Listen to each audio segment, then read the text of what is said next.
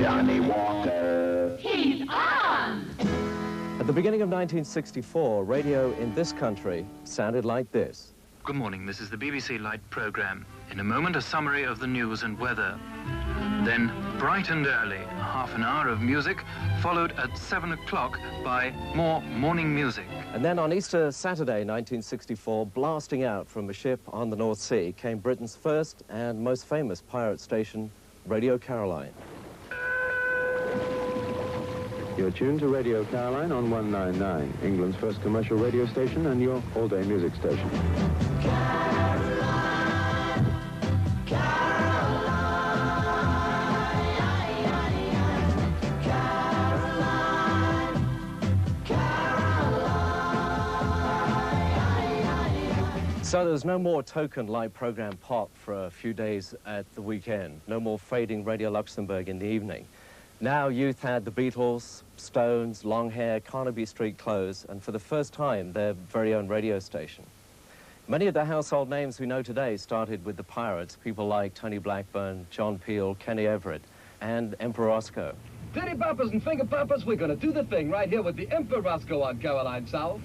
Emperor Roscoe da Gama, first American discoverer, like destroyer, destroyer. Ah, brush your teeth, Roscoe! It wasn't easy running a station on the high seas, and there were many near disasters. In January 1966, the Caroline boat, the Mi Amigo, dragged its anchor in a raging storm and ended up aground on the Essex coastline. The then Labour government, of course, didn't take too kindly to this anarchy of the airwaves, especially when Caroline was joined by other stations, some on ships, some actually using old wartime forts that were standing outside territorial waters. You're hearing things. You're hearing things. On Wonderful Radio London. Caroline was joined by radios London, 270, Radio Scotland, Britain Radio, Radio England, Radio City. Despite the incredible popularity of pirate stations, the government eventually decided to introduce new laws to close them down. One by one, stations went off the air. Caroline, being the first, decided to continue, and at 12 midnight on August the 14th, I had the honor of making this announcement to an audience estimated in the region of 25 million radio listeners.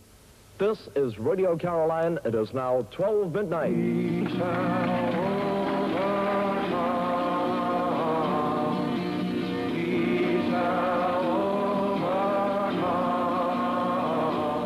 As we enter this new phase in our broadcasting history, you naturally have our assurance that we intend to stay on the air because we belong to you and we love you.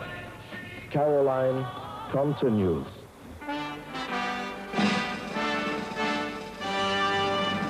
Going back in time on the sounds of the nation, it's the Caroline Flashback.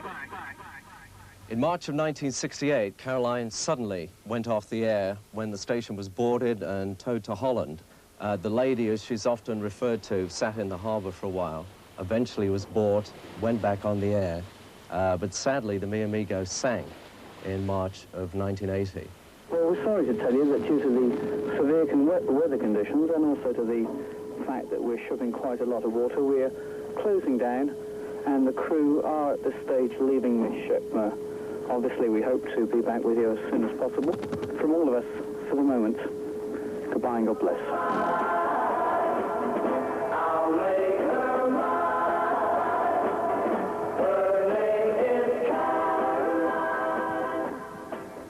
Extraordinary scenes, Johnny. Is that boat still there, cluttering up the floor of the ocean? It is. It's at the bottom of the ocean. I mean, we did think at one time it was actually resting on a mountainous pile of Heineken beer cans, which eventually gave way. No, it's still there. I mean, Ronan had the idea of maybe trying to refloat it, getting money to raise the Mi Amigo and turn it into a museum. But let's just remind ourselves, what was the reaction of the BBC to pirate radio then, particularly Radio Caroline? Extreme jealousy, I think, at the beginning, at the huge numbers of people that we were getting listening in.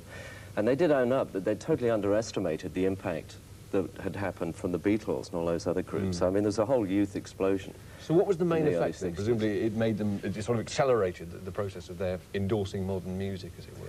Well, I mean, it has to be remembered that all those people that worked on pirate radio in those days were responsible for Radio 1 and all the stations that have happened since.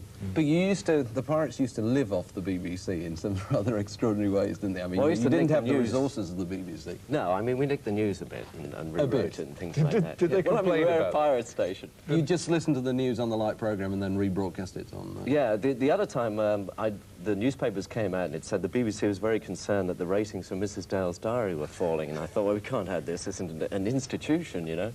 So, and this was after the passing of the bill, so it was all highly illegal stuff. So I rebroadcast Mrs. Dale's Diary at 11 o'clock in the morning and then in the afternoon.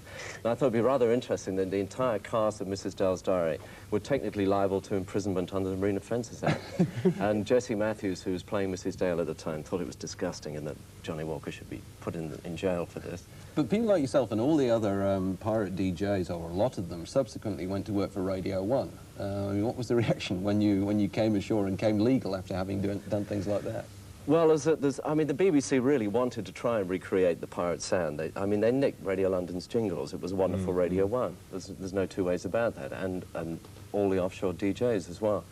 There was a policy, I think, because I stayed on into the illegal phase, that don't touch Walker for a year. So I was driving trucks and things for a year, and then eventually when I saw if I wanted to stay in radio, it had to be Radio 1, so I joined in 1969. Do you think there's still room for more pirate radio now? I mean, there are quite a lot of... Well, I mean, there's room for more radio. I think we should have a national commercial station equivalent of radios 1, 2, 3, and 4. And then open up a lot more local radio stations. I mean, I worked for 5 years in San Francisco, population of 4 million people with 50 radio stations. And there's no reason why London can't have at least 15 or 20 stations. The types of pirate stations that are going at the moment, like Phoenix Radio, Radio Amanda, and the Dread Broadcasting Company in London, are very particular types of music. You know, they're either punk or they're rock or the black music and soul. Do you think when cable arrives, that might possibly replace what the pirates are doing now?